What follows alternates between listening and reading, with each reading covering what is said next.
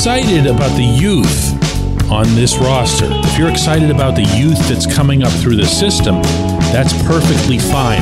But let's also make very clear who's most responsible for this second half that's got everyone applauding. Good morning to you. Good Friday morning. I'm Dejan Kovacevic of DK Pittsburgh Sports, and this is Daily Shot of Pirates coming to you from Philadelphia.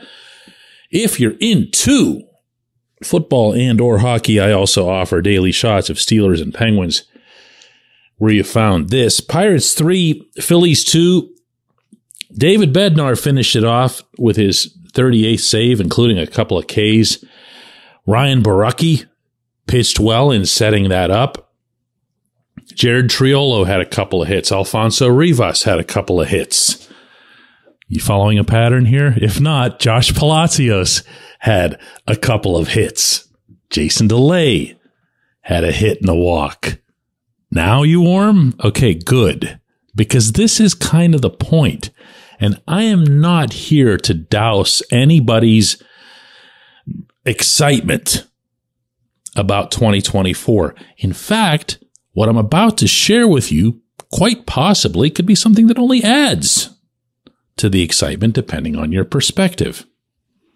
But listen to this. This was after I left Citizens Bank Park. Came up with some numbers here. The Pirates over the second half of this season, the thing that's got everyone so stoked, post All-Star break, have used 14 hitters, position players, who are 25 years old or older. They've used 7 players who are 24 years old or younger.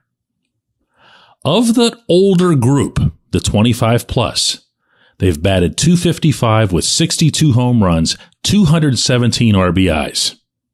The younger guys have batted .210 with 16 homers, 76 RBIs, and they've struck out 30.7% of the time. I told you, you might not like this. Because when you look at the potential for Henry Davis, for Andy Rodriguez, for Liover Peguero, for Nick Gonzalez, who's back, you have legit cause to see bright futures for 1, 2, 3, or even all 4 of them, and others. But they're not what happened here. They're not what drove this. They're not even close to being responsible for this. It was mostly these other guys. Triolo, for example, has been a pretty nice promotion. Triolo's looked like he can be, I don't want to put a ceiling on him. Just because people weren't excited about him before the fact, just because he was seen as some sort of middling prospect, he can defend, but he can't necessarily hit. And then when he does hit, he doesn't hit for power and everything else. You still have a player with a pretty high floor. Note that I'm using the term floor and not ceiling. Whereas someone like a Peguero has the ceiling. You see it with the pop that he has on his home runs. It's ridiculous. Almost looks like he's hitting a Super Bowl. But then you also see that he's gone 11 for his past 80. And that's not okay. I asked Derek Shelton after this game about the contributions that they've gotten from these players who are in their mid to late 20s or even just crossing over 30. Yeah, We won't talk about. Yeah, I mean, they have. I mean, Connor's been good. I mean, he's a little bit older than that. Palacios has done a really good job. So I think, you know, we've tried to use our whole roster in certain situations. Right. Rivas, big play tonight on the ball. Schwarber hit, you know. So overall, I think the guys that our baseball ops group brought in midseason have done a really nice job also. Andujar, you know, I mean, had an unbelievable year in Indy. He comes up, he contributes. So, you know, I think this whole road trip kind of exemplifies, like, using the entire roster. Now, that's a fair answer, okay? Now, listen to Borucki when I brought up this subject, because he's 29, and I don't think he was all that wild about being lumped in with the older guys. Obviously, like with the up-and-coming team, it's definitely good, and like it's a fun group to be a part of. I'm not that old yet, but older here. No, I'm just kidding. No, it's been great. It's been great to have the opportunity. Kind of got the opportunity. I just kind of ran away with it. You know what I'm saying? No, yeah, 100%.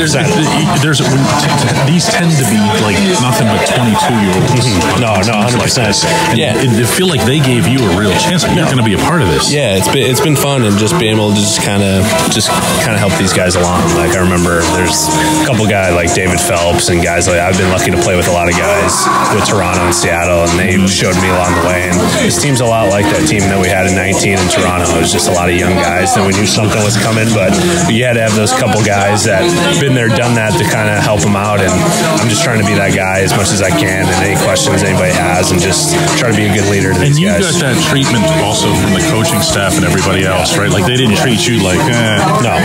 You know what I'm saying? No, it's been great. It's been great. I've really enjoyed my experience here, and it's a really fun team to be a part of, and I think this is going to be a really good group for years to come. Has anybody even paid attention to what this dude's done? You know, he's now got 39 innings pitched for the Pirates. He's got a 2.54 ERA. He's got a 0.77 whip. That's walks and hits per inning pitched. People don't even reach on him. He's been plain old boring. And as you heard him say, when he was in Toronto, where he was for parts of 4 seasons, he had a feel for this kind of clubhouse environment. And he feels that the older guys, and I guess he kind of put himself in that category, even though I'd already done that, can make a difference with those younger guys. But my point here is this. The biggest difference that the older guys have made to date is by being most responsible for the winning that we've seen since the All-Star break. We're still very much waiting on the kids. We come back, J1Q. This portion of Daily Shot of Pirates is brought to you by our friends at North Shore Tavern, that's directly across Federal Street from PNC Park. It's home of Steak on a Stone, an eating experience, underscoring the word experience. The steak is brought to you partially cooked on an 800-degree stone, and you do the rest.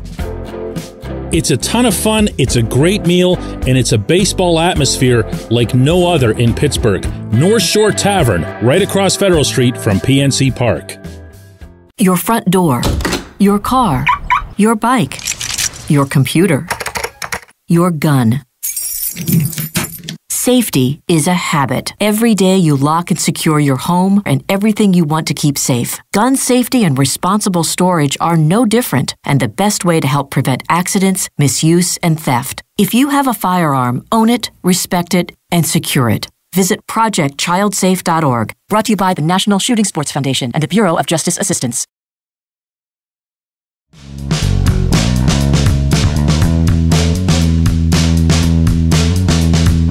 Today's J1Q comes from Michael, who asks, DK, would you call this season a success for Luis Ortiz? What is it, a step forward, a step back? And how likely is it that he can be counted on as a steady part of the 2024 rotation? Mike, first off, for anybody who might have missed the game, Ortiz pitched 5 innings here in Philadelphia last night. He gave up a home run to his very first batter, Kyle Schwarber. No shame in that. That was Schwarber's 47th. And then after that, he was just lights out. And when I say lights out, I mean it in the sleeping sense, as in he was boring. The Phillies really didn't do anything at all with him. And unlike the previous night, when they were resting a lot of their regulars, this was their regular season home finale and fan appreciation and all that other stuff. So they had everybody out there, and he just, I don't want to say he dominated them or mowed them down or anything like that. He was just boring. Now, what happened? Well, after the first inning, he was telling me this after the game, that there was some discussion in the dugout about him operating at a faster pace, that when he slows down, he kind of drags his performance down with it. Different guys operate at different speeds, and Ortiz very clearly is someone who has to move or be told to move at a given pace. To his credit, he did that. What kind of season did he have?